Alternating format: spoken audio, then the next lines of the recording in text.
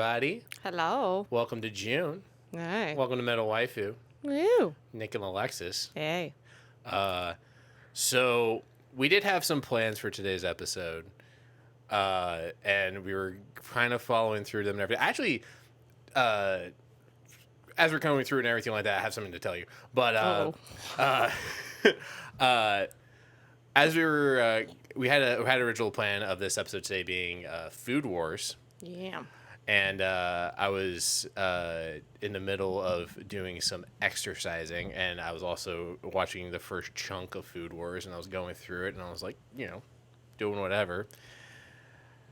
And I decided, was it Sunday? It was Sunday. Yeah. It was absolutely Sunday. I literally texted Alexis, and I was like, so would you be okay if we switch last minute? Yeah. Literally didn't even have Food Wars done. I was like, sure. Yeah. So I was like, if obviously if you're in the anime sphere, the unfortunate news of make sure I pronounce his name right, Kentaro Miura. Yeah. Unfortunately had passed away to an aortic dissection. Yeah. Wild, random, just absolutely. He's only 54. Yeah, so. out of nowhere. And it hit a lot of the, at least for us, like semi in our little groups and everything like that locally. Like it hit the anime and manga world aggressively hard and everything.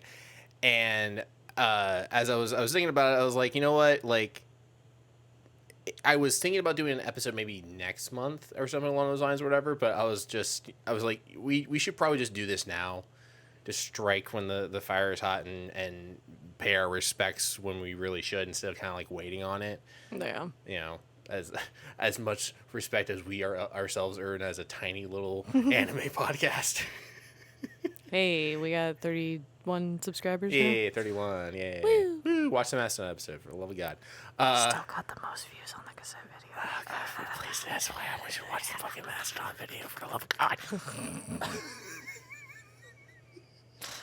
Their album comes out. Actually, Mastodon just put a new single out. It's alright. It's pretty good. The album should be out because I think in Japan time it should be out already. Forged by Neurons was a pretty good Mastodon. Okay. We're absolutely torturing your ear holes right now. We're sorry. So I figured, instead of finishing Food Wars, and absolutely not me just being lazy and not wanting to see the first 24 episodes of Food Wars in the span of 3 days, yeah.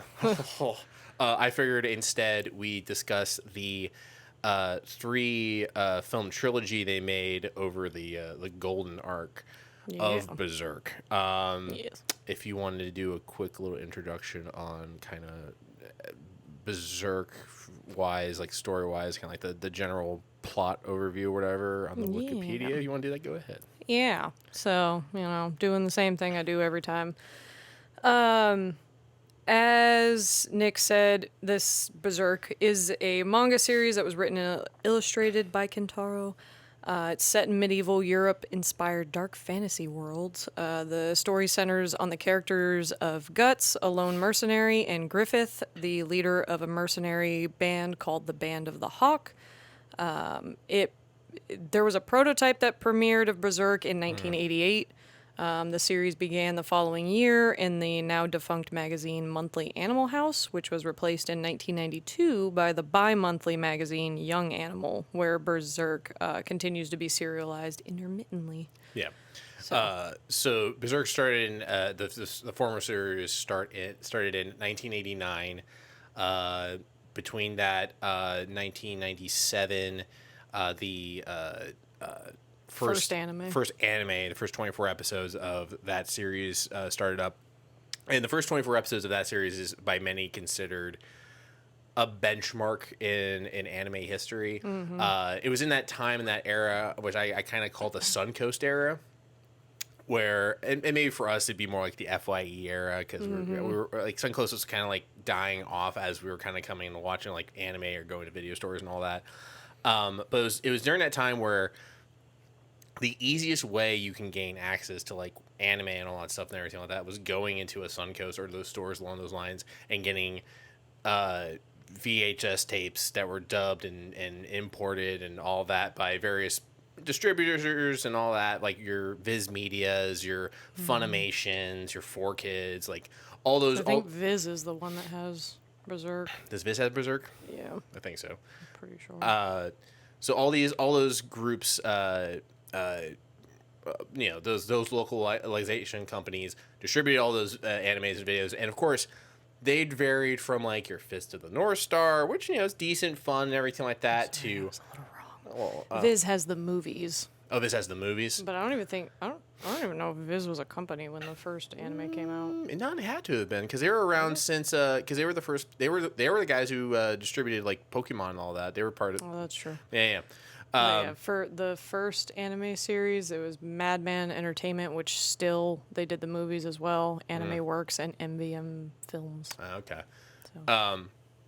So you have like your range of like qualities from like stuff like Fist of the North Star, stuff like that, to like bottom of the barrel, like horrible dubs and all that kind of stuff. So you're basically playing like just rolling the dice when you go into the store and be like, oh, you're mostly going off like box covers and being like, oh, this looks like an anime I might watch, and it can be shrivel, it can be awful and everything like that. And then sometimes you hit like gems, like Ghost in the Shell was one of those, Fist of the North Star, and then obviously one of these was Berserk. Fist of the North Star. I'm sorry, I'm just replaying one scene over and over again in my head. Are you man meat or bug meat? What the hell are you talking? God. So dramatic. It's so good. Oh, that's God. my favorite. That's my favorite. The little slow games, little vignettes they did with fucking homeboy from Fist of the North Star. I forget the dude's name, but it's like I don't remember it's like either. simple. It's something simple. It's been a while. It's been a while. But it was during of that era, and of course, when people found it, people were starting to watch it. It gained a lot of traction in America, and people were kind of following it. It still like was a little bit underground, kind of coming through until like maybe like the big like anime boom of like Toonami and all that kind of brought anime more along to the Americas, and so Berserk started to come up more and more and more. And I think kind of the whole point of the Golden Age arc, the film trilogy, was to kind of condense and abridge everything, kind of like with Dragon Ball Z Kai, where it's just like there's a lot of filler and a lot of stuff all over the place, and they just wanted to kind of condense everything into this 3-span movie. Were they able to show as much as they do in the movies as in the anime? Oh yeah, they did. Yeah, I mean, Jesus. I mean, that was the whole. Especially back then. There's like, boobs in there. Yeah, it's. Well, that was the whole angle, man. That was the big thing. I mean, spoilers. We don't get into the spice until later. But Berserk is infamously known for being. If you're not aware of the actual themes and the characters and all that kind of stuff of the anime itself, it is known for its violence and its extreme sexual content. I mean, yeah. It's I mean, it's what. Yeah, that's a simple way to put it. Yeah, the sexual content. Yeah, the sexual content of the lot. There's a lot. I don't know. Are we in 10 minutes? No. Bumping uglies. There you go. That's a safe one. Bumping uglies. Consensual or not. That's yeah.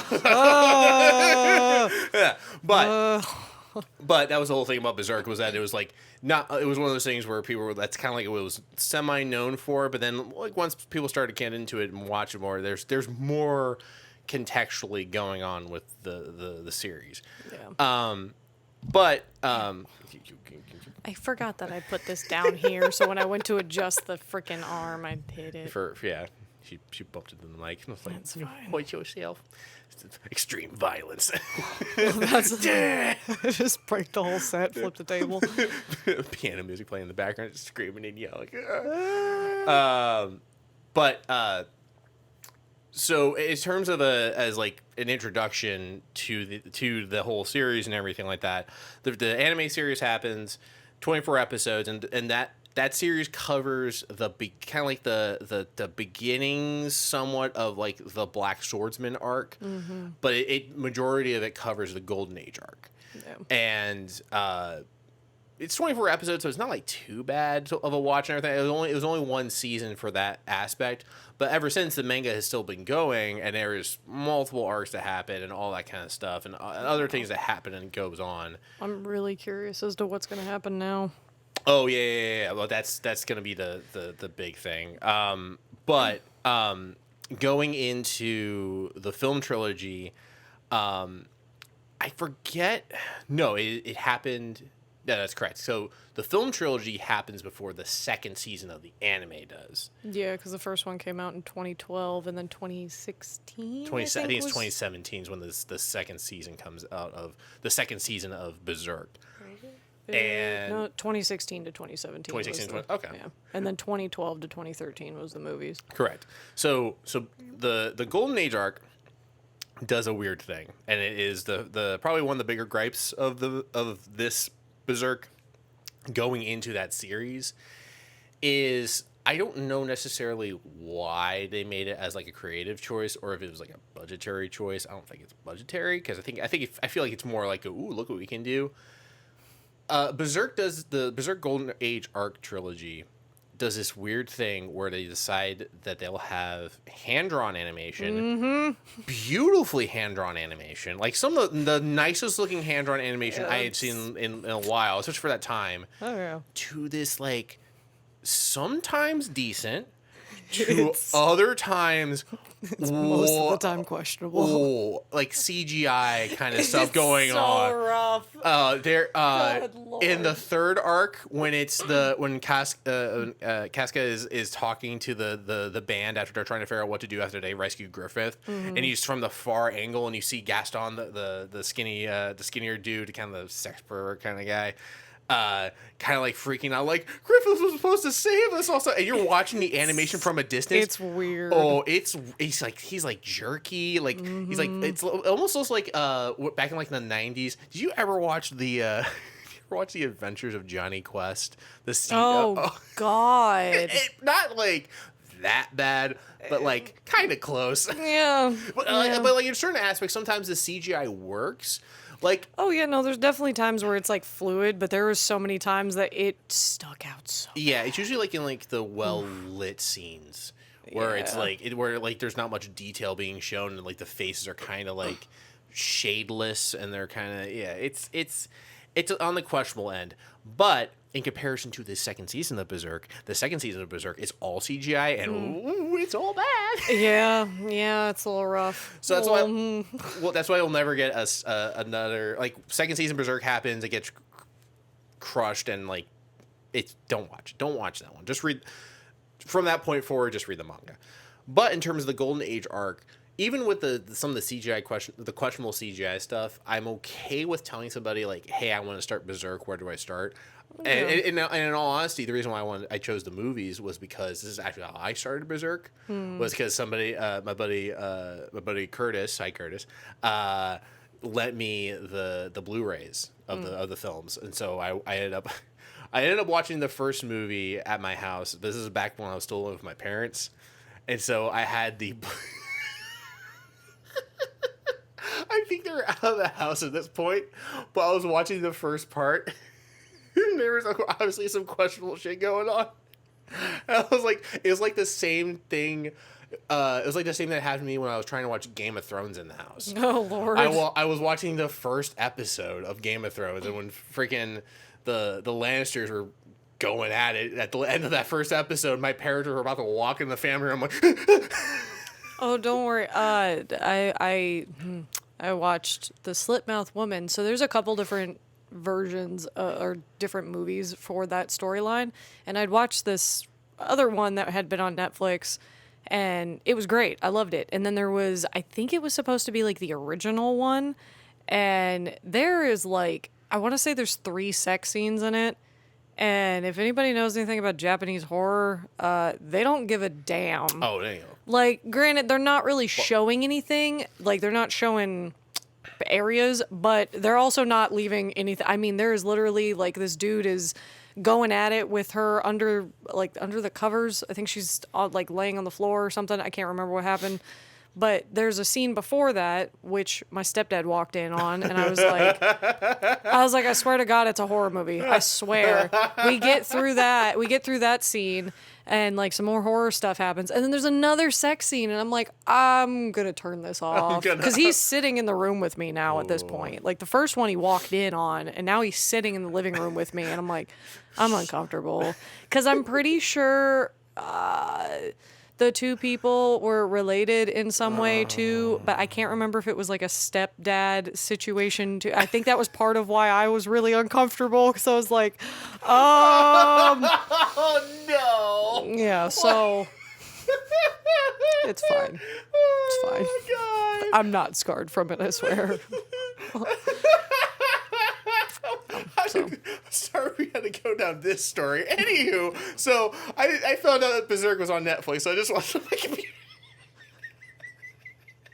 At the same time, my computer screen, so I didn't have my parents walking. I was about to say, well, see, you know this about my apartment is that you can hear through my front door very clearly. Oh. So I definitely know that there were neighbors, because I didn't exactly have it quiet in here. Oh. And there were definitely neighbors that were walking down the stairs and stuff, like in the middle of just girls going, ah. I'm like, are you okay. talking about watching this? Yeah. Oh my God. Yep. Yep. Fucking Griffith's about to catch a cop, and you're just like, fucking stop. Dude. I'm gonna save it, but I got some things to say about that whole scene. Both scenes with Griffith, but okay. the one with the princess, I got a lot to say. We got a lot to say. Yes, that part too. All right. So first part goes over the beginnings with Guts. It's the easiest one to watch. Even that. Okay. Even then, but it is the easiest one to watch out of the three. Even then. So the first part is. I knew you were gonna fucking. Sorry, I just wanted to do that. Okay, if you blow out a little bit, I'm sweating up. Oh yeah. Oh. If you can't tell, our Pride setup now that we're talking about some oh gory, my gosh, creepy yes, shit. I'm so sorry. Yeah, it's Pride Month. Yeah. Go nuts for donuts. Look all the rainbows. I just bought a lot of this stuff, so yeah. You're welcome. I walked in. I was like, I was a little worried because we were doing like food wars, and I was like, I wonder if she's gonna have a food theme for whatever. Happy Pride. Well, since we're moving Food Wars, you can just make it 4th of July because everybody grills during the 4th of July. Oh, yeah, it's true. Put some shrimp on the bar. I don't know why I said shrimp on the Barbie. It's not very American of you, Nick. Dango ate my baby. It better be IPAs and crappily grilled hamburgers. IPAs and Bud Light. Man, this is a White Claw household. You better get your black cherry White Claws in this cooler and get the fuck out. No. White Claw's garbage. Oh, I said it. No cap. You know they make an 8% White Claw?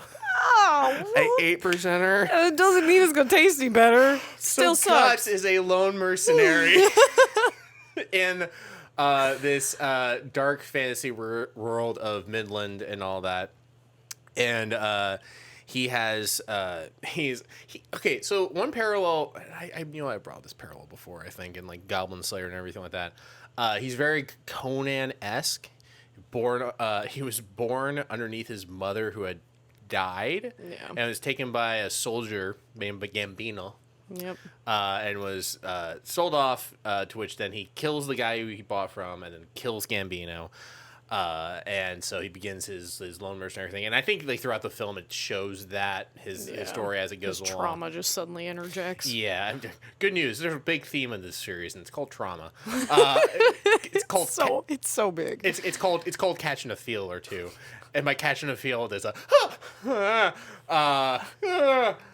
no, please.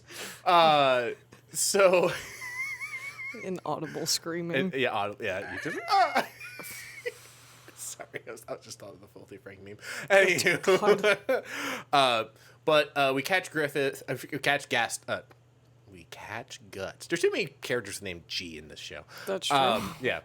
We catch Guts scrapping with an Onion Knight character. I forget, he has a name or whatever, but basically he whips his ass during like a raid or whatever. And he's working doing like mercenary work for armies.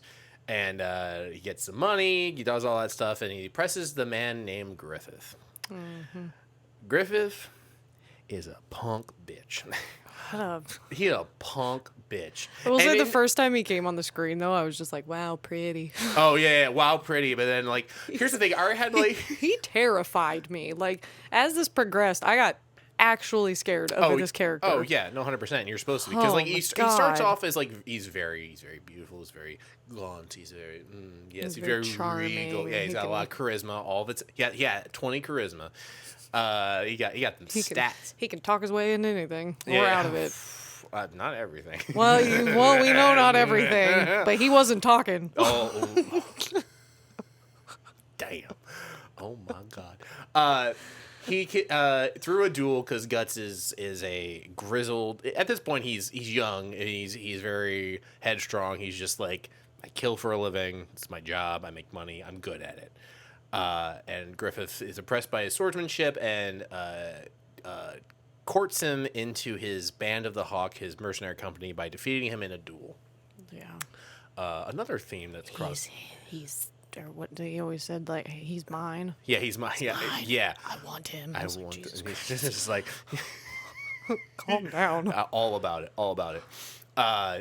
Which is another funny between watching like other animes, very very similar to the Vinland Saga, where it's a duel that kind of seals the fate of a character. So through that, he's forced to join the Band of the Hawk, to which then they go through many accolades and many battles and many fights. One of which is with a giant demon name. I think it's Zed. I think it's his name. Yeah. Yeah. To which Zed realizes that Griffith has this amulet on his neck, and it has these multiple eyes and weird looking. I would say it's a Baphomet or whatever. Yeah. And he tells Guts, if you're his true friend, you're fucked, and leaves. He's like, I'm going, because he knows there's some juju going on in that shit. Nosferatu Zod. Yeah, what a name. Damn. Nosferatu Zod. Nosferatu Zod. Fuck, throw hands. Yeah. Thick boy. He basically tells Guts, like, you shouldn't be hanging out with this guy, and gets out.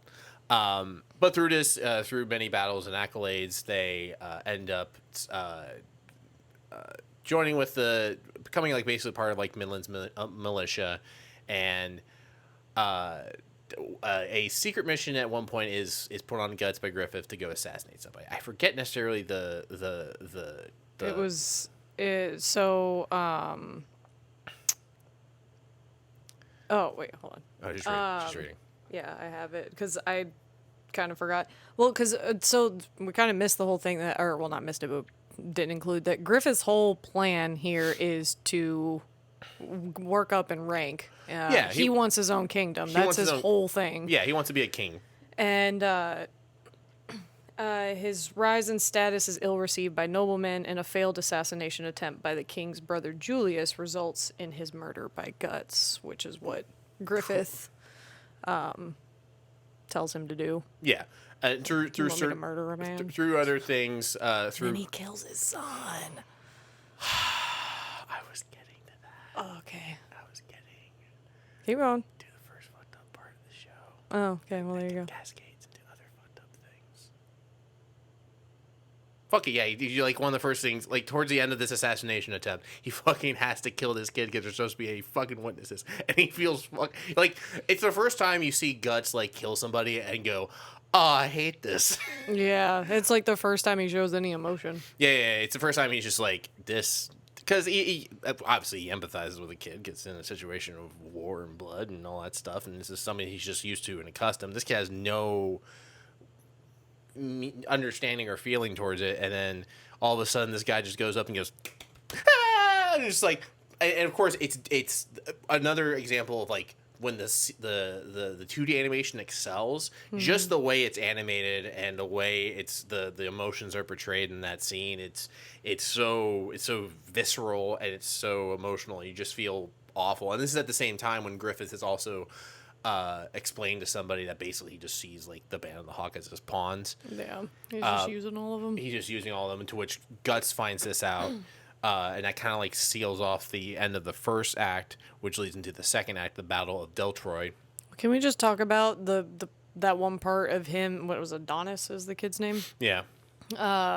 when like he does one swift like blade into Adonis because the kid opened the door, sees him, and Guts just like comes around the corner and just up against the wall. But him reaching out and holding Adonis's hand as he dies, I was like, ah. Yeah. So yeah, I remember seeing that for the first time. I was just like, oh, this is where we're going. Yep. We're killing kids. Okay. Yep.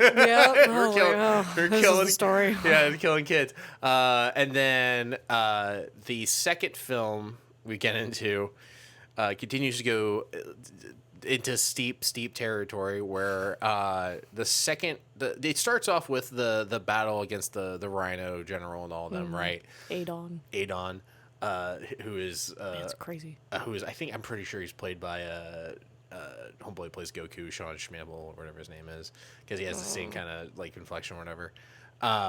So like every time he talks, I'm just like, yeah, it's Goku. So it starts off with that battle.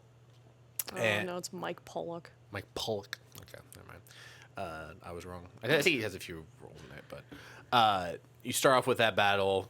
Once again, his character, the Rhino character, is mostly CG, and 9 times out of 10 is a little. Yeah. He's a little squirrely looking.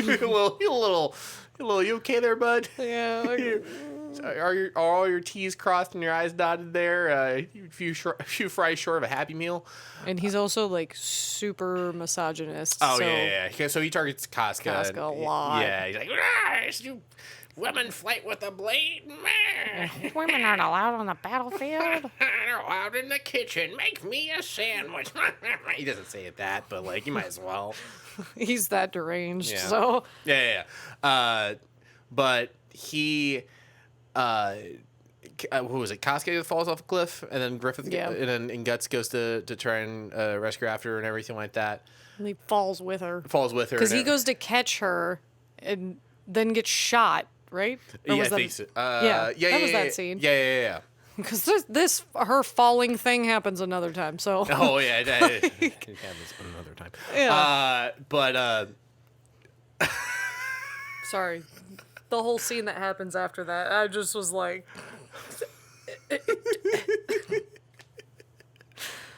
They fall into the river, and everybody's like, oh, no, because Guts is also the captain Yeah, he's the captain at and this point. she's the commander at this point, isn't she? Yeah, she's the commander. Yeah. So she's their captain and commander. Griffith is still leading and everything like that. And, of course, they assume that they're dead because they're fall off the cliff or whatever, but they somehow manage to survive, to which it leads into... awkward, they don't have nudity / they're not banging, but what they're happens like... is they end up, so they get on the shoreline from the river. Casca has a fever. Oh yeah. And which, okay, well, yeah, so she's got a fever. He gets them into a cave. And, of course, they're soaking wet, it's raining, and they're going to freeze to death if they don't dry off. Yeah. So he removes his clothes, and then, after, like, letting her sit there and him being like, am I really about to do this? Yeah, I'm about to do this. And so he strips her, which, like, I get it, Yeah, he's being, in his character's defense, he is doing it because it is the rational thing to do. Yeah, like... He's not doing it because boobies. He's doing it because he's trying to make sure she doesn't get sick from get hypothermia and all that shit and everything like that. Yeah. So when he takes off her pants, he gets blood on his hands, and he's like, "That's right." I forgot he's about like, this part. "Oh, this idiot! She's injured," and then like looks at her, and her legs are kind of closed and a little like shifted, and you can see that she's bleeding. And he just goes, "Oh, it's that." Oh, it's that thing. And I love that he just says, "Man, it's tough being a woman." I was like. I mean, yeah, you're right. It is. Yeah, you're right. Like, I think there's like, I think during at that point, they have like him and Casca have a bit of a character building moment and everything. You kind of find out from her that she's coming from trauma as well because, when Griffith offered to have her run be part of his band or whatever, she was getting sexually assaulted and all that kind of shit. Like. everyone's broken. Yeah, Jesus. Everyone's perseverance and strength and I don't know, character development. It's all part of this character development. Yeah. And so like there's some bonding going on and everything like that or whatever, but nothing really. Punches him in the face the next morning. Oh yeah. Character development. Yeah. Pops him because she obviously took off her clothes and she's like, "What the fuck's wrong with you?" She's like, "I don't want you to get sick. I was being nice about it." Yeah, which I think that's how you find out about the like sexual assault thing is because that's the way she reacted to it. Is she was scared that she had been assaulted again. Yeah. To which they go off to try and find the band. They get ambushed by the excuse me, ambushed by the rhinos and all that. And there's a giant 100-man attack or whatever. Guts tells Casca to run.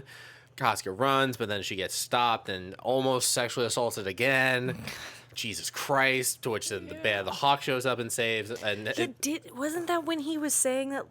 Or no, was that a different time when the one was like, oh, no, wait. There was somebody who was talking about, like, I'm going to show you what the real pleasure of being a woman is and all that. Oh, no, I think it was that part. Okay, I was just like, I felt violated watching. I was like, that man did not just say that. Oh, yeah. And I think he's promptly, like, his head cut off or some shit like that. This is also another part where... So the second arc also still does this kind of thing where it's...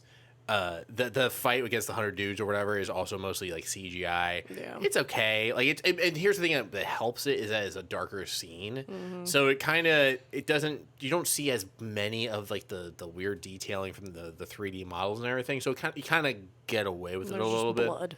Yeah. Everywhere. Yeah. He gets hit a few times and goes in like this like frenzy and he chopping motherfucker after motherfucker. And then they show up to see that he is just massacred the majority of these guys, and they, Costa comes to his aid, and he ends up being all right or whatever. He's like leaning against a tree, and she like comes up and is like shaking him, and he's like, "Stop shaking me! It hurts my wounds. It hurts more." Oh God! So they do that. Then the proper battle for Deldroy starts. Which there's pre-planning beforehand, to which the Midland armies are like, it's an impenetrable wall fortress. Like there's many issues, and there's like a little battle scene beforehand that shows like this place is rough. So before that, Adon is the Tudor's commander. Yeah, and then so the Purple Rhino commander. That's what happens when they plan that like really fancy attack, and that's when Casca actually kills Adon. Stabs him through the mouth. That happens later on. Yeah, because the Band of the Hawk is assigned to basically single-handedly go take care of this impenetrable fortress of Deltroid, which other groups have been completely annihilated. Right.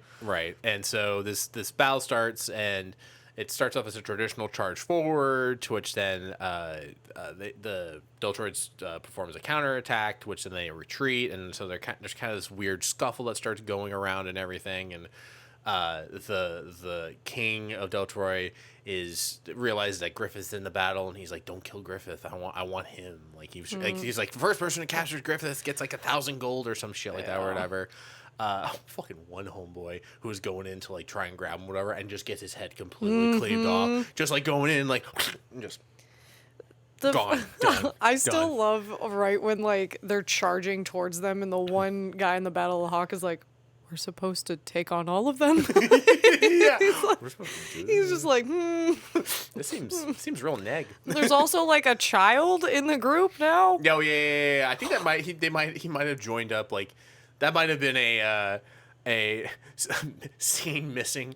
Might have been part of like the abridged thing and everything along those lines. But he's Time just randomly passes in this, and then one of the characters will be like, "It's been a month," and you're like, "Oh, it has." Like it's been a year. Yeah. Like what happened? Yeah. What happened? Who are you people? Yeah, because they don't have like any sort of like weird cut scene that would like symbolize time passing. It's just another scene, and you're like. Yeah, it kind of cuts. Yeah, it cuts a little bit on that, which I guess like sure it's like trimming some fat, but there's like maybe little details here that you probably could have like, I don't know, perform like still like shown a little bit of or whatever. But it's a little bit of a problem with this movie is there's a little bit too much like exposition here and there. Like there needs to be a little more show and tell. But the whole angle of this battle is that Adon is returned to the kingdom as I guess like a peace offering or some shit like that or whatever. But it ends up being a Trojan horse and ends up being a surprise ambush by Casca and a bunch of her men. But then Adon gets out and he's just like, I'm gonna beat this woman's ass. Nah. And like they're like Casca, we can help you. And she's like, nah, I got this. This is fun. She got smart. Oh, she got smart real quick. She got smart real quick. Girl. Yeah, well, yeah, that's her arc is fucking. I'm tired of getting fucking. Stop being grabby with me. I'm gonna fucking beat your ass. That's her. That kill was wild. Ooh, just right through the mouth. Through the back of the. Yep. Back in the schmeat. And watching his eyes just like roll back. You're like, yeah, oh. It was a satisfying death for a character who definitely needed it. Oh yeah, dear God. Yeah, absolutely. But the battle goes forth, and because of the surprise ambush and because of the king being a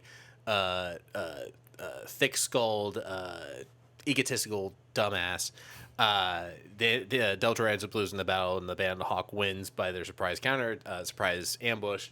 And the king tries to plead with Griffith and everything like that, and he ends up getting stabbed by him. Just right through the forehead. Also, can we just talk about when Guts is killing the Purple Rhino commander? Just the explosion of that man that the commander just annihilated. And it just rains blood. Dude, when I was so like low key, Berserk is the most metal anime of all time. It's so crazy. And it's fucking when that shit went down when he fucking cut the dude's head and the horse's head at the same fucking time. I'm just like. There's so much going on. So goddamn metal. Fucking just beat his ass. Yeah. I know. But testosterone went up a little bit. I was just like, fuck. Yeah. Ridiculous. Hear fucking Sabaton playing in the background. I'm like, fuck yeah. Cut his fucking head off. This is what I'm all about, baby. This is what I want, baby. Woo! Oh my God. Sorry. This is why people are concerned about the youth. The youth. I'm 28. You grew up on shit like this. That's fair. I'm sorry, I had to go do my Penguin Zero impersonation there real quick. Jesus. This is not what I wanted. Woo! Woo! Woo! Yeah. So they beat their ass, take names, all that shit, and they're brought back into Midland as heroes and victors and all that stuff, and there's much accolades and parade and homeboy just grabbing women and putting them on his horse and kissing them, and I was like, and then girls being like, I want that. I'm like, what the fuck is going on? Like that dude is he's also grimy. Like he is not a good dude. Grimy. Like, ugh. The grimiest of motherfuckers. Yeah, there's like. What's the dude's name? Pippin or whatever his name was, the big big black dude or whatever, or I don't know necessarily what his ethnicity is, but yeah, I don't know. He wasn't dark skinned though. He was still. I just finished the third movie like a couple hours ago, so suspect. But anywho, I mean, just because he's supposed to be something does not mean that they drew him that way. That's fair. That's fair. Whatever. Anywho. But we also didn't talk about the introduction of the princess as well. Oh yeah. So you're introduced to are you introduced to the princess in the first movie or in the second movie? You are. In the first movie because that's when she gets scared on the horse and all that. Oh, There's all these like little tidbits sprinkled in, and he like teaches her how to whistle with a leaf. Oh, that's right. Yeah. I didn't pay attention to that shit because I was just watching the guy get his head cut off and put in the horse and everything. I was like, man. Yeah, but those were like little character moments. Yeah. Yeah, it was kind of like reestablishing. I think it helped you see how the king viewed Griffith and the fact that there was some suspicion, and he was like, no. There's some suspicion in this dish. You know what I'm saying? No. Yeah. But yeah, you've got the princess who apparently doesn't go out very much, it's very clearly not her choice that she's not going out very much. Yeah, it's a little sus. Yeah. But there's a big ball that happens, and there's some dancing and some celebrating and some character moments. It made me really want to have a ball. I really want to have a ball, and I want a ball where everybody knows the dance that they have to do, because that was like a legitimate thing that like if you knew you were going to a ball, you had to know this dance. And I'm like, I want to hold one of these. I want to host this. Like, I just want to do it once. Everybody has to get dressed up in fancy ass clothes, and we're all going to dance together. I don't like and wearing fancy ass clothes. You know, where you put two hands together and you walk in a circle thing. Yeah, we're doing that. Fucking Casco asked him, like, do I look ridiculous? He's like, no, you look beautiful. I'm like, yeah, you do. You get little character moments with Casca and Guts and everything along those lines, and it's sweet and endearing. He also tells her during that point that he's like, hey, I want out. Yeah. And so he's like, he's gonna sneak out at night and go hitch up his stuff and bounce. And that night was when Griffith and the princess were out talking by the fountain, and they overheard him talk about like his dream and everything. And that's when he's like really talking about how he just doesn't, like, nobody's his friend. Yeah. He doesn't care. Like, they're just there for his benefit. Yeah. And so Guts is like, hey, I'm gonna go bounce. And so he tries to leave overnight, but the most of the mainstay of like the Band of the Hawk come out and try and stop him, to which then Griffith shows up and is like, you can't leave until you beat me in a duel, to which then Guts beats his ass. Like fell swoop, like anime shit, right? Like one like the single sword swing, like Kurosawa-esque, like just like and just fucking he hits his Griffith's blade with his, and it snaps, and he cuts just a little bit of his white perfect and he hair. Stops like right here, right there, and it's just like you just know it's just GG out. Yep. And Griffith is destroyed. I have never seen a man get so distraught. Oh my god! Yeah, he was devastated that he lost his biggest. The way it's later on in the film, he describes him as his distraction from his dream. Yeah. And so that's basically he's I guess he saw him as like a true friend or something along those lines, but also as like one of his biggest assets. Mm-hmm. And so he knows that he's just that Guts is leaving and he's going on his own. So now he's like, well, I'm fucking broken now. And what does this man decide to do? He decides, nah, bruh, horny. That's how I solve my problems, is horny. That's what I do. Through the window. To the wall? Sweat? Yeah, it was there. Running down things. Yeah, it's pouring rain, and he shows up at the princess's window. Creepily, by the way. Yeah, so she's like turned around, and the lightning strikes, and you see his shadow, and she doesn't see it the first time, and then it happens the second time, and she screams because it's horrifying. Yeah, he's just laying over there. He's just like, and he's sup? Yeah, and he's like head down, like just absolute distraught man. He's got a drip of some semblance. Oh my god! It's so. We get. Oh my god! All right, you've been holding on to this one. Do you want to take this one away? I hate this scene viscerally. I was so uncomfortable, and this is like a thing. A lot of different animes do this thing with sex scenes, and it is this overreaction, overzealous, just overambitious woman. I don't. Oh my god. So he comes in, you know, she's so happy to see him because she hasn't seen him in so long or whatever. Apparently it's been a while. Didn't she say it was like 6 months or something? Something like that. I don't know. Yeah, something like that. But so she's so happy to see him, and then he does his whole like, oh, I'm intruding, I shouldn't be here, I'm gonna leave. And then of course she hugs him from behind or grabs onto him, whatever the hell she did. Yeah, she holds on to him and all that stuff. She gives him like a hug or whatever. Yeah, and then it just progresses, and he aggressively makes out with her. Yeah, he makes out with her, which one is so uncomfortable. It's very uncomfortable. It is just a shot of here, just the mouth. It's and it's clear that like he is just jamming his tongue into this girl's throat.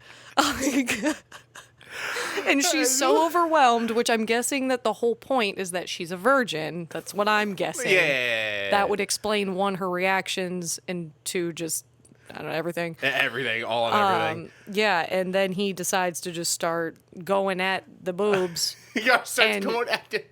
This girl is on cloud 12. There's cloud 9. She's on cloud 12. Here's the thing. He initially goes for that feel, and it's just like, obviously it's like showing it or whatever, and then like you see his like hesitation to kind of take it back, pulls away, and she's just like, puts it back. She's like, there it goes. Give me that fucking film, boy. Yeah, I'm like, whoop, there it is. Whoop, there it be, and then of course there is a. But like the whole angle of the scene is that it's kind of empty to begin with. Yeah, it's because just... it's him dealing with the fact that the one person that he wants is leaving him, and basically he's just filling that void or whatever. Which is such a weird like. Oh yeah. I have a terrible joke that I made. I think it's gross. But in the middle of this scene, when he starts thinking about guts. I'm like, this man got guts on his mind while he's up in them guts. Like, and I hate myself for that joke. That's a me joke. I know. I'm glad you made it. It's wow. Because he literally, like, he's in the middle of just doing his thing, and he is, like, fully absorbed in the fact that this man is gone. And I'm like, this is so weird. The best part is when he's sitting on the side of the bed after this. Oh my God, and just crying. He has the most aggressive post-nut clarity. He really does. He's like one leg up on the side, just like...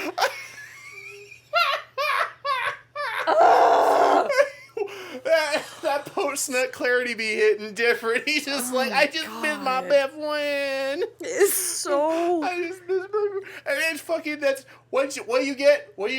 Fucking throwing the stocks. Yeah, so her little servant handmaid lady sees them through the keyhole, which is the largest keyhole I've ever seen in my life, by the way, because it's a full view of the bed. Hey, she's seeing everything. Yeah. She's seeing everything. And so she goes and tells, which this is another thing. So the next morning when he leaves, which he leaves out the window, he falls from the second story. So how did he get up there? Magic. I just want to know. He falls from so high. Okay, but yeah. Anyways, so he gets stopped by the guards who are waiting. They're basically like Oblivion guards. They just fucking show up. You're under arrest. And he's like, shit. They're like, what are you doing here this early? He's like, yeah.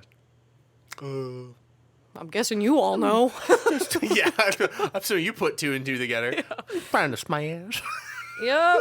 And then he ends up getting thrown in the tower. Yeah. First tortured the shit out of him. And all that fucking... The king the king whipping him. And then what did he say to him? That, it was about him wanting his daughter all to himself sort of thing. Insinuating some really, gross, nasty... Yeah. And that, makes the king lose his shit and tell his little...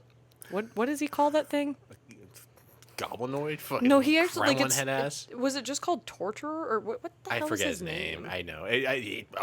Fucking heinous character. Yeah, he is just gross. Oh, he is uncomfortable. Why does it not say who it is?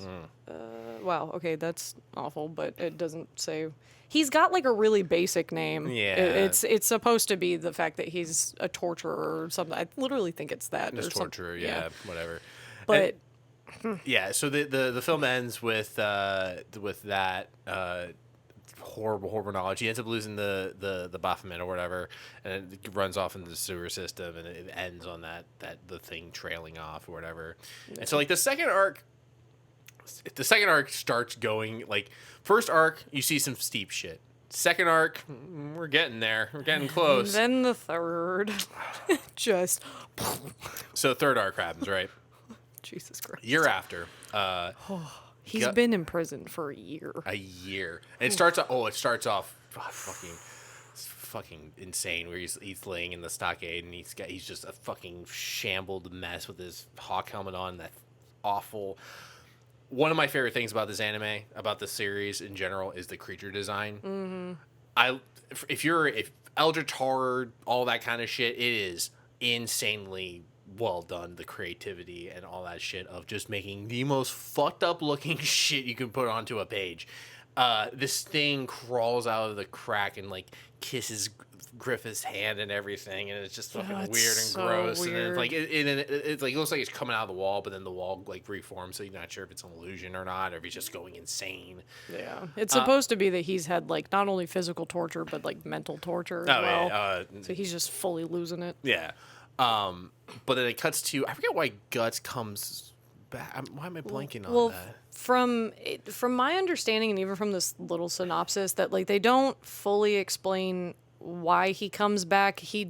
I'm guessing because now they've all been labeled as outlaws. Yeah. And they're all kind of like just trying to figure out what to do. And Yeah. I think it's supposed to be implied that Guts had found that out. Yeah. And so he came back to figure out What was going on, and Yeah. then ends up wanting to aid in getting Griffith back. Yeah. So there's a whole thing where he comes back and everything along those lines. And there's some Shit that happens in the woods too, isn't it? Like before he initially comes back. That's right. You're right, because they they're outlaws and everything like that. And they're hanging out in the woods and they get attacked by the kingdom. Yeah. And there's probably one of the best animated fight scenes to start off. So like, I'm gonna say that for some reason these films get progressively better. Like the first one has shitty whatever animation. Second one gets a little bit better, and the third one, for some reason, like they put all their budget into that third. I think it's because the CGI really benefits the third one more than it benefits the other two. But they also there's also like during that fight scene with the Voldo looking guy from Soul Calibur with the blades and like the whips and shit and fucking like that animation was great, and I was like mostly 2D and everything like that. And if part of it was 3D, and it was very well done. Yeah. That whole fight scene happens and everything like that, and so Guts through that fight and everything like that, they find out that he finds out from them about Griffith and everything along those lines. But then like him and Casca kind of have like a heart to heart kind of thing and everything like that, and it's They initially are fighting. Oh, they're mad at each other and everything like that. It's a whole situation. And he grabs her blade. She stabs. Oh, they have a fight. She stabs him. He grabs the blade, and like there's kind of a moment, and then she's like, "Stop it! You're bleeding." I'm like, bitch, you tried to stab him. You tried to stab him. What you upset about now? Yeah. Why are you mad? And she's feigning about possibly falling off the cliff because obviously she's lost Griffith, so now she's really feels like she has nothing because she's trying to seek his attention and all that kind of stuff. She wants him. And she wanted him. Yeah, well, yeah. She wanted him, and then fucking Guts shows up, and you fucking just like, hey, girl. I honestly like the two of them way better. Listen, if I ever heard of a scene called a wholesome sex scene, it really was, because I felt like for a little while I was like, has Guts never had sex? Oh, if he hasn't. Well, just because. It was just the only There's some things I got to say about some of the animation things. These are things. I have a bad brain. I have a brain that goes to places it shouldn't very often, but just Zoidbergs all over the place. No, so yeah, like it ends up, it's a fight that ends up resulting in sex, and it's very sweet. It's very wholesome. They're out by the river or whatever, and it's so cute. And he's like so gentle with her, but I love when they just start stripping. They're like, you take this off, I take this off. You take this off. Yeah. They're wearing armor too, so like that's take a hot minute. Ripping everything off. It's like, hold on, unbuckle these plates real quick. God damn it. Hold on. Okay, all right. One, suck it in. Yeah. All right, cool. All right, great. All right, leg pieces. You just want to keep them on? No. Fucking goddamn it. All right. Shit. 1, 2, 3. Hey, do you want me to sucking your tit while we're doing this? Like, what we're just a little foreplay? Like, yeah, he treats her first, and then gets his, which I was like, all right, boy, all right. But I know that there was no intention behind this. There's no intention. But again, my brain is terrible. But all I'm gonna say is when he makes the movement that says he's positioning himself to go in, he's pretty far from her. That's all I'm gonna say. Are you saying he's packing a great sword? 100%.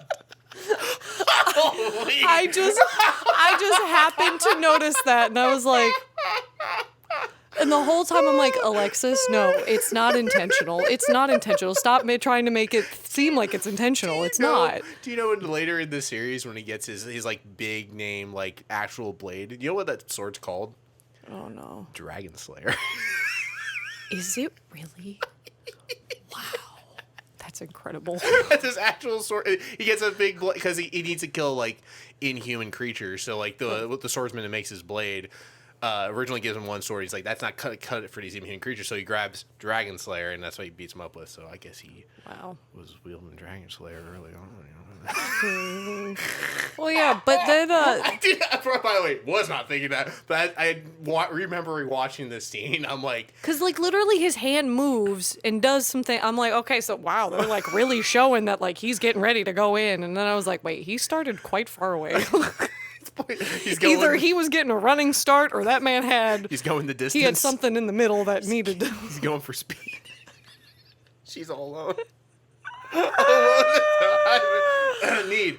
But yeah, then they end up cuddling under a tree, and it's super cute. To which then the Skull Knight comes in. Oh yeah, and he's just butt ass naked with his sword. Like, who's there? Did you ever see Basketball? Oh yeah. Did you imagine that scene? Oh no! Oh no! Oh god! I didn't even think about that. That's hilarious. Like the Skull Knight shows up and he catches Guts off guard. He's like, huh.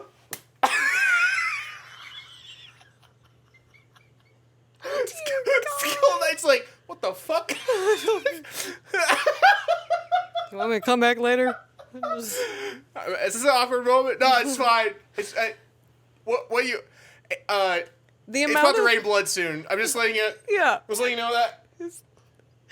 I'm the amount of time that Guts spent just looking around and like thinking that something was coming, he could have put pants on. No. Like the amount of time he just Dude, there was so much time to put pants on. It's middle ages. You need to have time for being presentable. Yeah, but you want that thing just swinging? What if somebody was coming at you with a sword and your sword's just swinging? The second blocker. What you?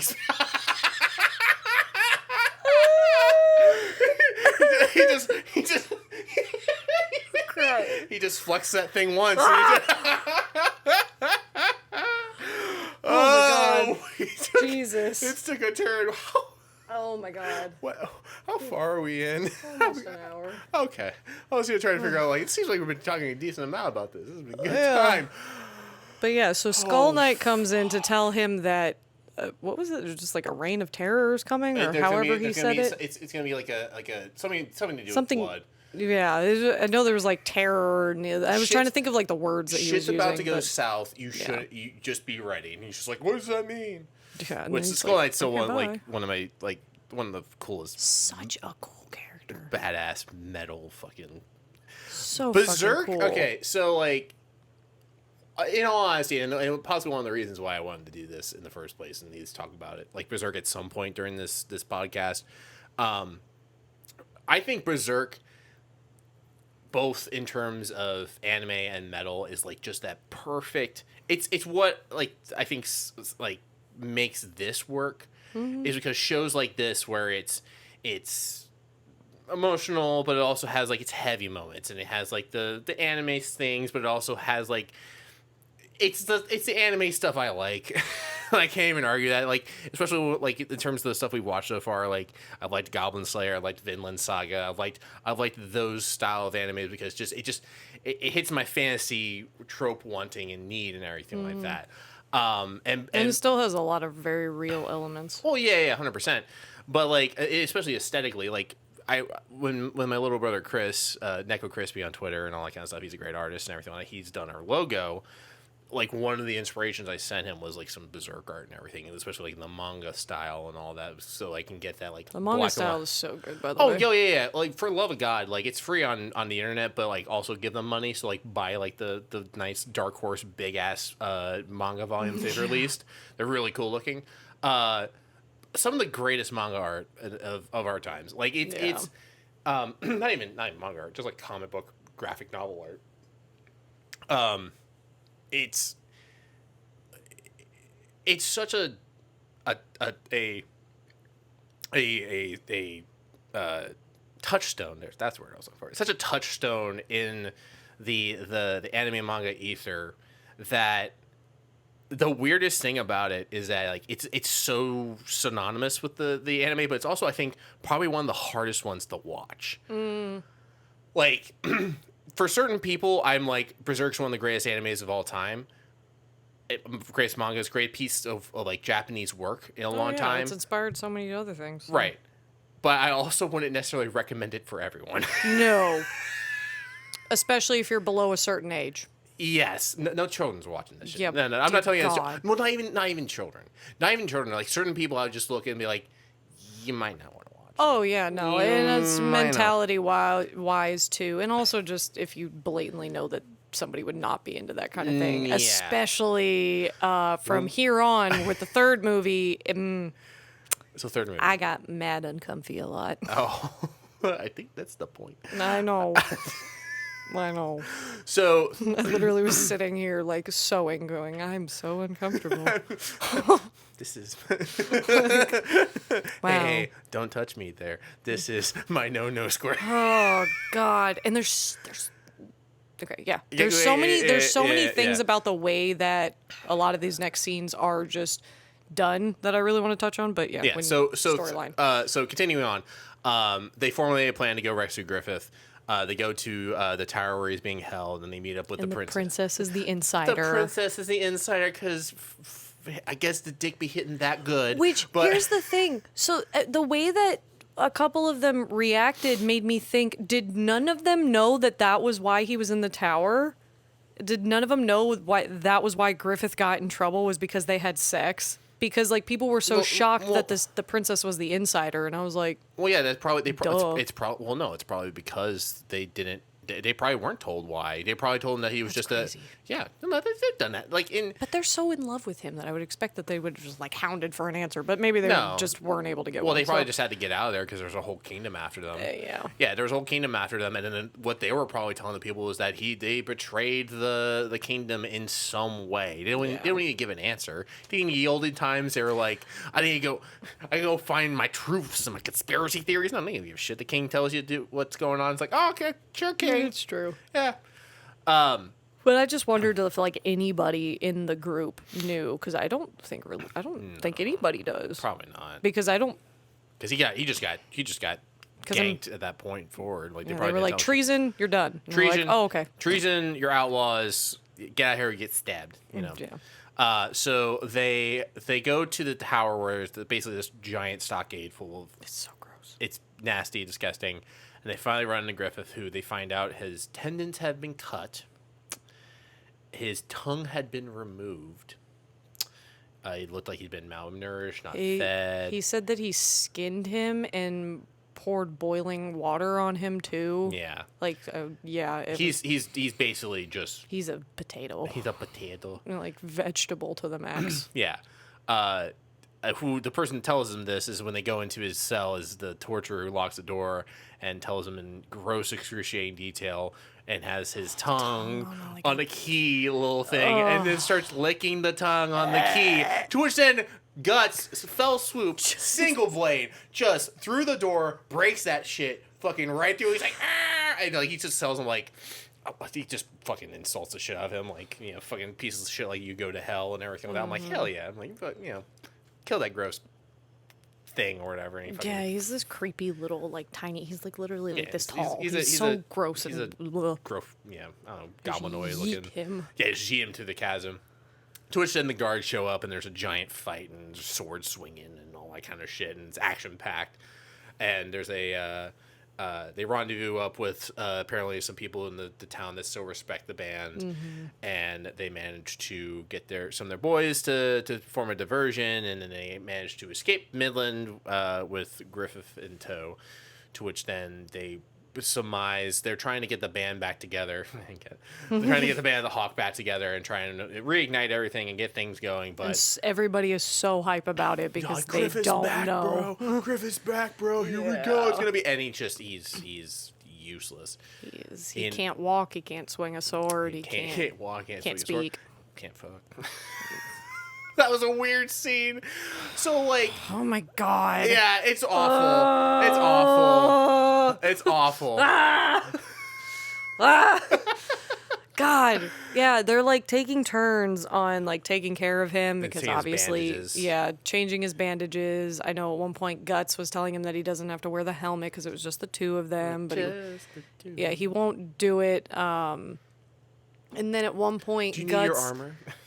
Oh yeah, he puts his armor on him, which I was like, that man is so fragile that like he probably just broke him. Yeah, but so he sees Guts and Casca talking outside of the little wagon that he's in, and you can tell that like something's going on between the two of them. And we didn't say that Guts had asked because Guts wants to leave after he's rescued Griffith and he wants to bring her with.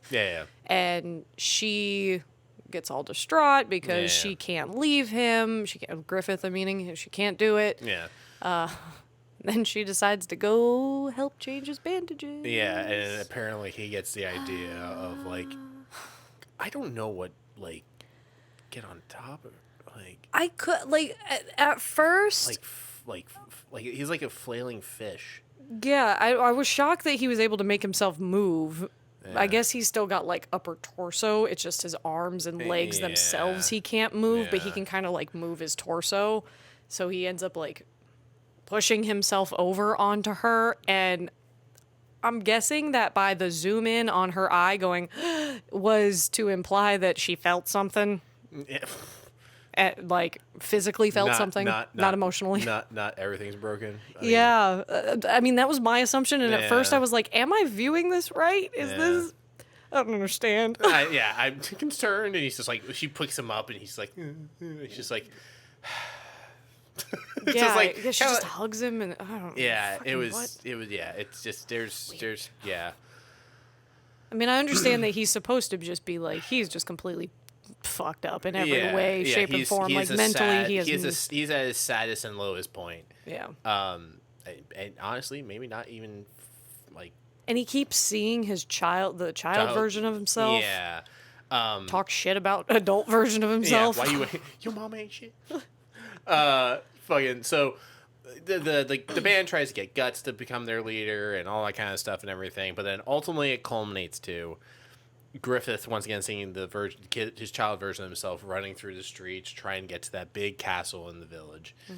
And he starts kind of hallucinating, and he takes the cart with the horse still attached to it, which, by the way, why would you leave the cart with the anywho?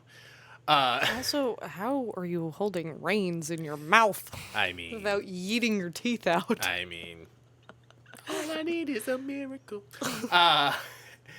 But the horse starts going off, and he's losing his mind, and the horse, the cart tricks off, falls into this little pond thing or whatever river. It's a river, yeah. And it's semi shallow, so he's about like ankle deep or whatever, but he's fallen into it. And he gets up, his arm's broken. He just like looks at it and it's like this way. It's a wet noodle. He starts like laughing or whatever. And he tries to put his neck up against like a tree stump to like, I guess, kill himself or something like that or whatever. He's just gonna commit suicide. Yeah, he just can't do it and everything like that. And then lo and behold, because fucking fate decided it, the Baphomet is there. It must have flowed down the river, or flowed down the sewer system down the river down to where he was at. Yep. And the clip starts coming in. And Guts is on his way, by the way. When the carriage left, Guts grabbed a horse and just took off. And, like, everybody is now following Guts because they're like, what the fuck's going on? What's going on? Yeah. And they go chase after him and everything like that. And this eclipse starts happening. And things are kind of falling into place. And stuff and things and all that kind of stuff. Ultimately culminating into, first off, a fucking Stanley Kubrick scene. Fucking... image flashing, like all kinds of crazy shit. It just got wild. It gets wild. To which then they're sent to this fucking hellscape, where the ground is made of faces, and the faces make giant faces, and fucking there's hills of fucking mounds of these things or whatever, and then there's these like weird, almost zombie-looking people. They're kind of just hanging around, waiting, talking about this festival that's about to start and all that. And the what they're called the God Hand, which are these four Apostles. Called apostles or angels or whatever. Yeah. They're demons mostly. One with like this brain, teeth, and like regal looking. They're really creepy ass things. Like my god. The first one that shows up is the woo titties. Put that on a t-shirt. Woo titties.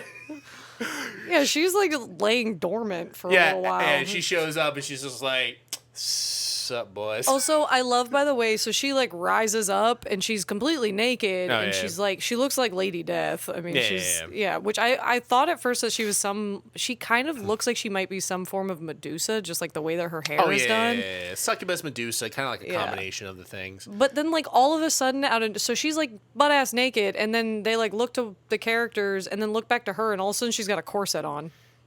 But it's just like an underbust corset, so titties are still out. Everything's still out. It's just a corset right here. She got some bush and all that stuff and everything, and fucking all that situation.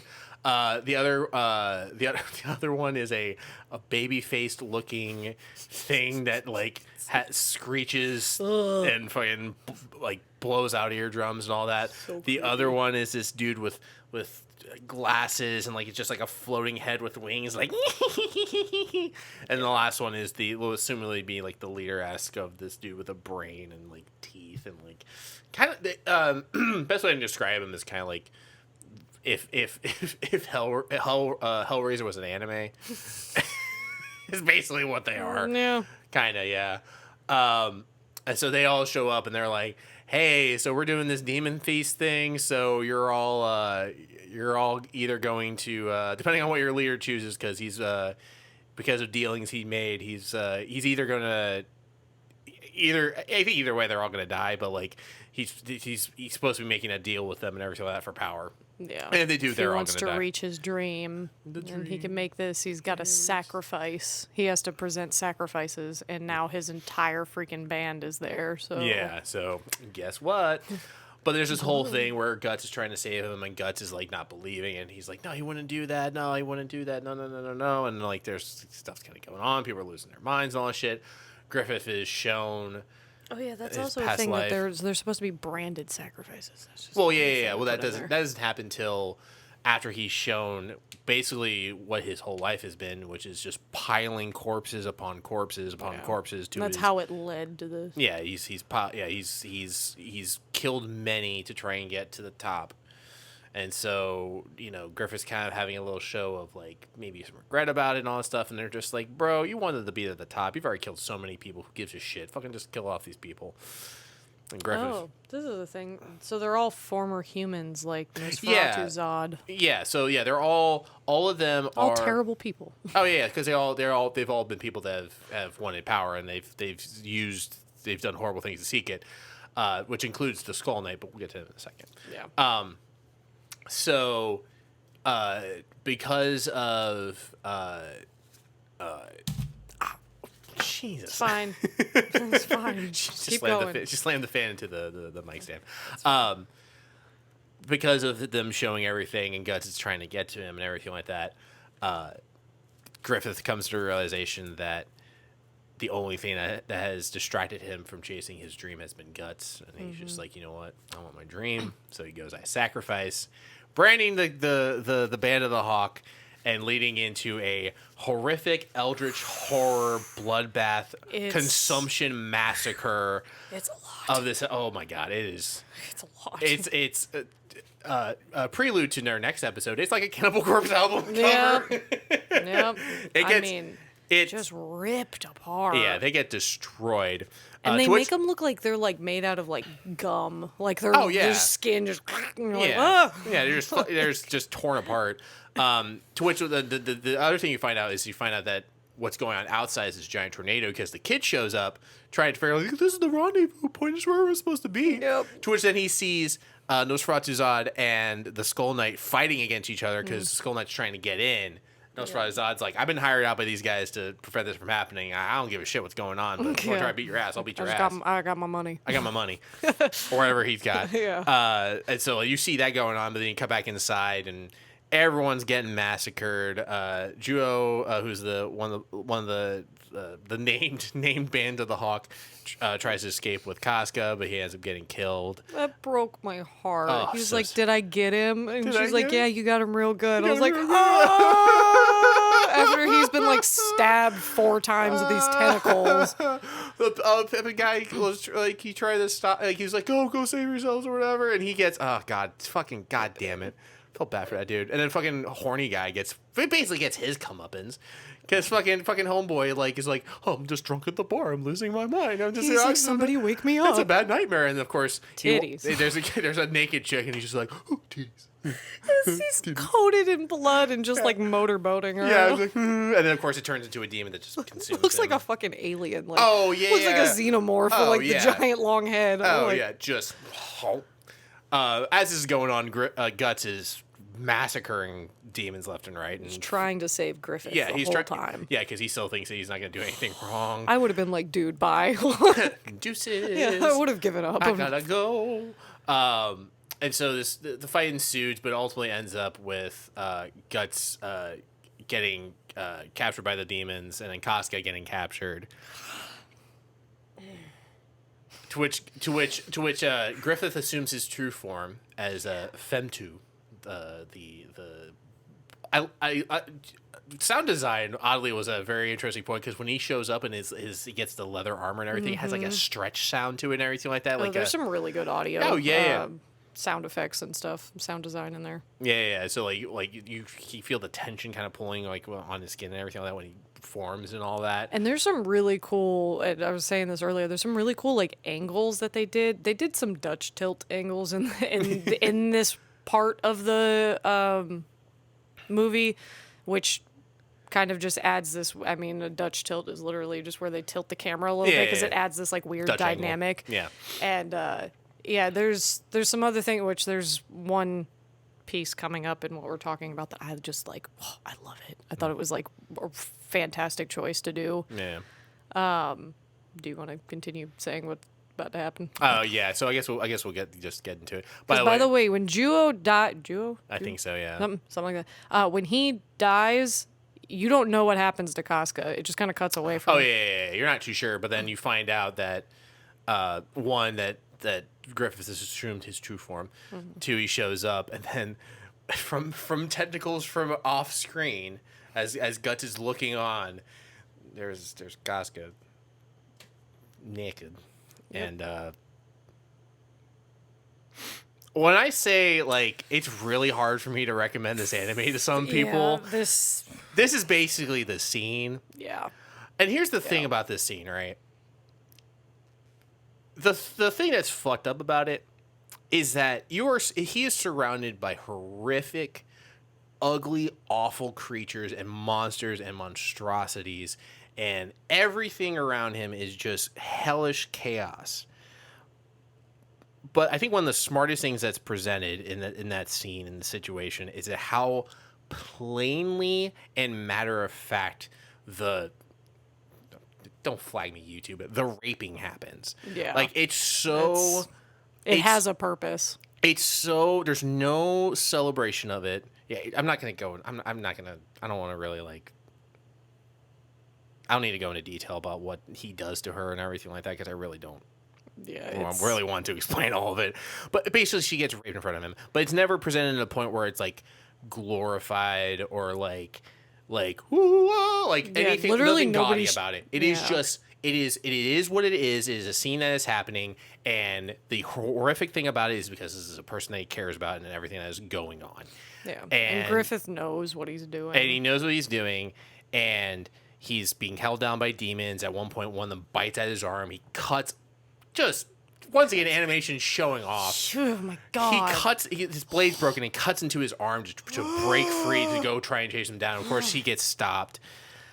But this scene, this is one of these points that I was like, this is probably one of the best creative choices. Is a lot of the times when you're watching this scene happening, you're actually watching it through Guts' eyes. Yeah. And there's literally a part where one of the demons starts digging his claw into Guts' eye, and you watch the image that you're seeing starts distorting and getting fucked up and covered in blood because you literally realize, oh, you're seeing it through him. Yeah, and I loved that artistic choice. Oh yeah, 100%. Didn't love what I had to watch, but loved that artistic choice. Okay, listen, like we're admiring the scene in multiple aspects of it because it is presenting the situation in a way that is emotionally engaging you and understanding that. We're not saying that this is a good scene because of a rape. Yeah, no, the emotion. I mean, what you see come out of Guts is insane. Yeah, he is viscerally just broken. Oof. Yeah, but he is still, there's still that like rage and vengeance and all that stuff. He's still determined. He still wants to do at one point he tries to stab Griffith. And he's just like this close, and they're like, "Oh, do you think you're gonna try and do that to a god hand?" But he keeps going. Like he gets, like it's just his will and fortitude is about to push him in. And they're just like, "Oh, what the fuck's this guy?" And they're just like, "Oh shit!" They stop him or whatever. But like, and homegirl's up there. She's like, "We're watching life and death and love and blood and look at my boobs." Yeah, she's like, "It's all in front of us at once." And I was like, "Okay, who cares?" Shut up. Yeah. My boy Guts is getting done dirty. I know. God damn it. But fortunately enough, the Skull Knight manages to break through and manages to get through a really cool fight scene or whatever between him and Griffith and all that. It's like one point, like he tries to punch the one dude, and like a portal that comes up, and there's a sword that comes down, like his sword's supposed to hit him, but he blocks it with his shield, and cool things. through that fight and everything like that, he manages to get Guts and Casca out of there as the last two remaining survivors of the situation, and he meets up with the kid who's still outside, like during this storm, like, "Oh god, hey, it's Gruffy, it's Guts and Casca." Oh god. Guts is like coated in blood, by the way, because he had like fallen into like a river of blood, but prior to all of this, he's just doused, and now he's missing an arm, missing an eye. Yeah, 100%. He's missing from like here down. Yeah. So you finally cut to basically the final part of the movie where it's basically the aftermath of this whole thing, and he's bandaged up and messed up and everything, and he's still there. Like, he's just like, this man has survived so much shit, especially for like the time period it takes place in. I'm like, you would have had sepsis by now. yeah, it's brutal what he's gone through, but he's still there. And the kid and his sister show up, and they're just like, "Hey, how's it going? Oh my gosh, what happened?" And everything like that. It's like, "Casca, where's Casca?" I was like, "Oh, Casca, she's right over there." She's like in the waterfall, like washing up or whatever. And he's like, "Casca," and she's basically just feral. She's become insane because of the trauma of the situation and everything like that. And she doesn't even speak. Yeah, she sees Guts and she's afraid of him, and like the little girl's like, "It's okay, it's fine, he's just being aggressive," and all that, and you just realize that Guts is just like, oh, she's not there anymore, and he has like he fucking books it, runs out of the forest cave or whatever, freaking out, just losing his shit. To which he runs into the Skull Knight, and he finds out that the spirits of like demons and everything are going to haunt him every night because of the branding he still has on him and everything like that. And they're both branded. And there's the ending of the Golden Age arc is very dour. Is very much the end of any semblance of it ends the Band of the Hawk arc, basically. Like, you're no longer dealing with a band of characters that are like trying to go, do all that stuff. You're done with the mercenary stuff. You're now at the more of the Guts, the Black Swordsman arc that kind of happens. To which then, after I was done watching the movie, which, by the way, it ends with him basically suiting up and becoming that person, becoming a Black Swordsman and everything going forth, I decided to read some of the manga. And I texted this to her afterwards. I was like, for our next episode, we're doing Cannibal Corpse.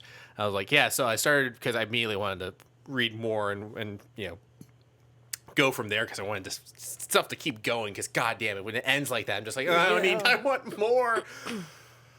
I was listening to the Cannibal Corpse album while I was reading Berserk, and I was like, This might be the heaviest thing I've ever done in my entire life. It might have also been the way I transported myself as some like sweaty nerd in the 90s who like just listens to Cannibal Corpse and reads like Berserk manga and shit's like, fuck yeah, this is the most metal shit I've ever seen. Oh my god, demons, boobies, swords. Oh my god. Ah! Dear God. It was intense. It was great. I dug it, and I was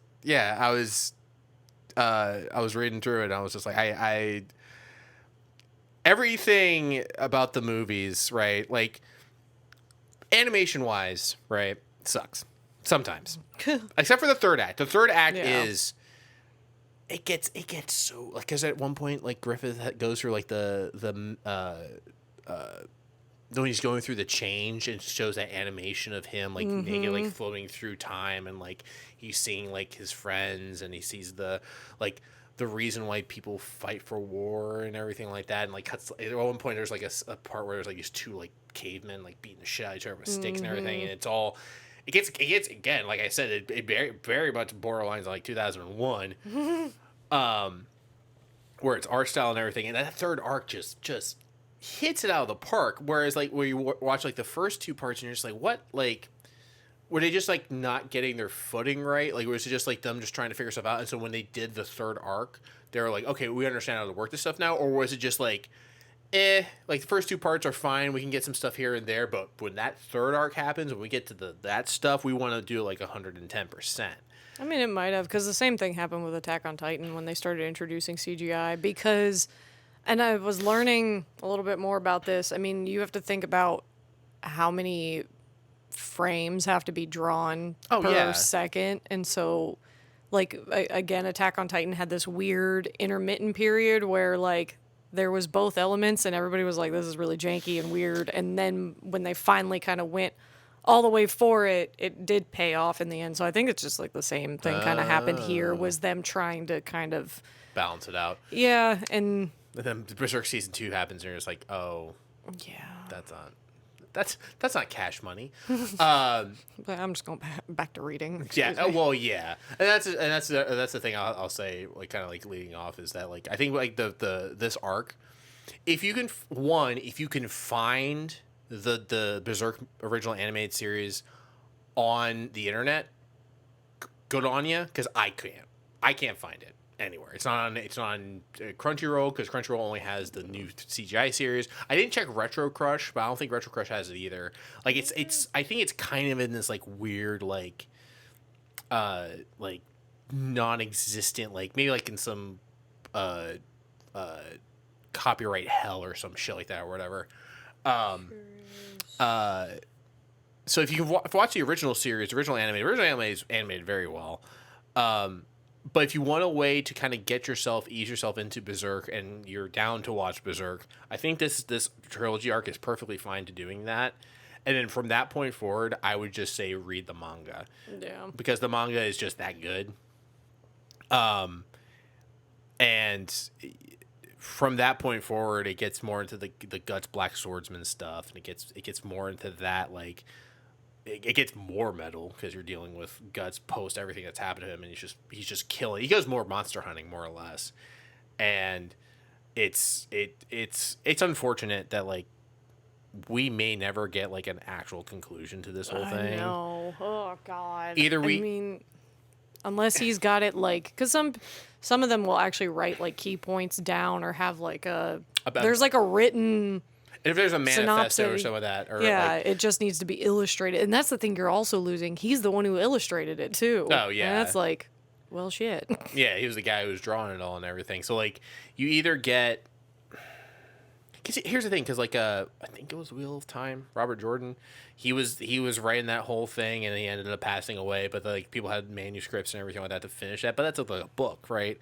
So, like, with a book, you can just write it down and, like, try and write in the best of his style or stuff like that or whatever. Whereas, like... It's also what's happening with High School of the Dead. Oh, really? Mm-hmm. That's why season 2 is still not out.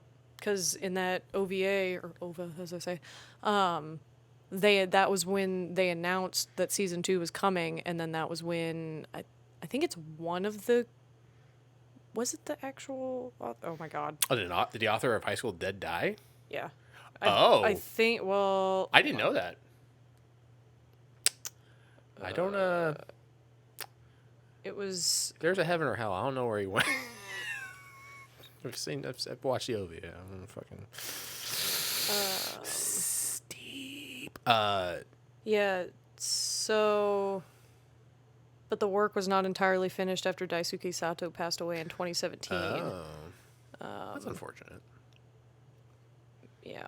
So I will say unfortunate for High School Dead fans. It is unfortunate. I'm very upset. I mean, yeah, I'm sure, yeah, but I think in terms of mass scope, especially in terms of But where I was going with that is sorry. It's implied. I don't know if this is still 100% true because I haven't looked at it, but this was kind of back when everybody was like, well, what are we going to do now? It seemed like the team was implying that they had enough material to continue on and they knew enough of the direction directly that they could continue it on. I just don't know if they abandoned that or not. I don't know what's going on. I haven't really looked up like what the recent updates are on that because I'm freaking life. But yeah, so that's, I mean, in that case, we may get an ending, but then in this case, like, I don't know how much, because nobody said anything about if they have stuff, material for them. It's very recent too. It's only been like a few weeks. Yeah. So like, it's not, nothing's really set in stone yet. It's kind of like that scene in Toy Story 2 where they're watching the Woody's roundup and everything like that. And Woody's like, oh, let's watch the next episode. What happens in the next episode? What's next season? It wasn't a next season, Woody.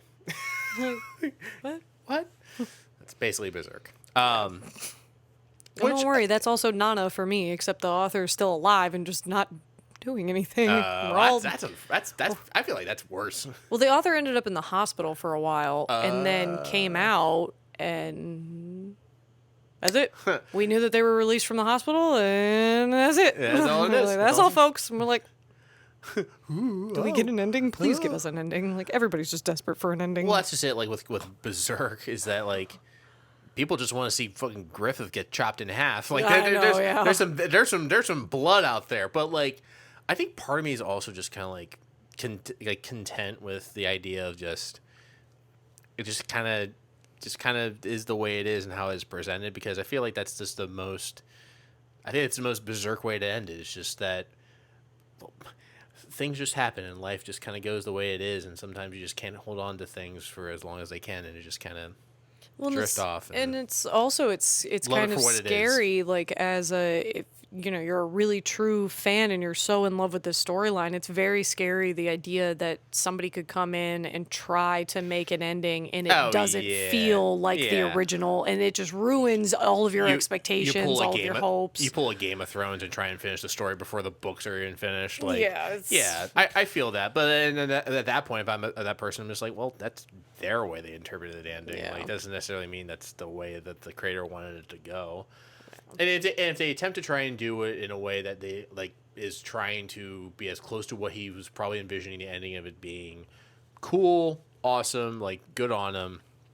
But like, I'm kind of content either way. That sometimes it's just how things are and just the way that's when I'm talking like this, I need the Guts theme to be playing in the background when that's going. So now I got to do that. We've had this discussion in the last episode, in case you haven't watched that. No. You don't have to. I'll probably get copyright striked for that anyway. So. Well, that's why I say, like maybe just do like a cover of it. Like there's an acoustic cover of it that's pretty good. Yeah, but who owns the rights to the cover, Nick? Well, it's the guy who uploaded it. It's like some dude named Max or whatever. Whatever, it's fine. But he could copyright me. Jesus. You get copyrighting. You get copyrighting. Yeah, exactly. You get copyrighting. Y'all getting copyrighting. It's such a good bit. It is the soundtrack is really good. That, you know what? Strike on the movie. The film didn't end in the end credits with that theme. That's true. It didn't end with that theme at all. I shifted through the credits to see if it popped up at any point, and it didn't. And I was like, you motherfuckers. Why didn't... That's like the one song people wanted. Damn it.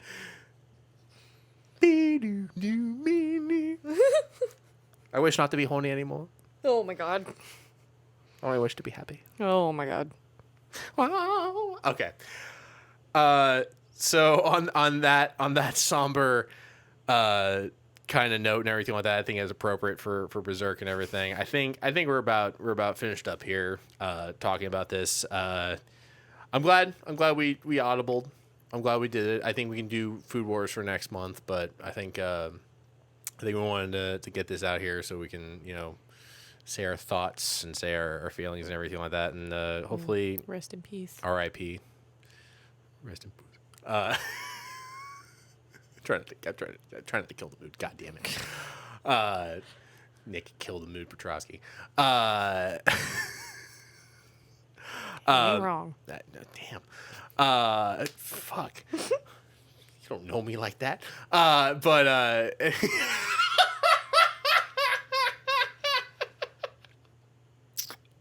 you sure about that? Oh, excuse me. On the somber note and the ridiculous note at the same time, welcome to Metal Waifu. Appreciate you guys for watching. Next episode is going to be a not as somber, not as subtle note, and we're going to talk about Cannibal Corpse's new album. So I literally finished today. Yeah, I've listened to it a few times. I'm excited. Get some Hammer Smash Face in. I Come Blood. All that jazz. Yeah, okay. It's a good band. All See right. you in the next episode, guys. Appreciate you all. Bye. Bye.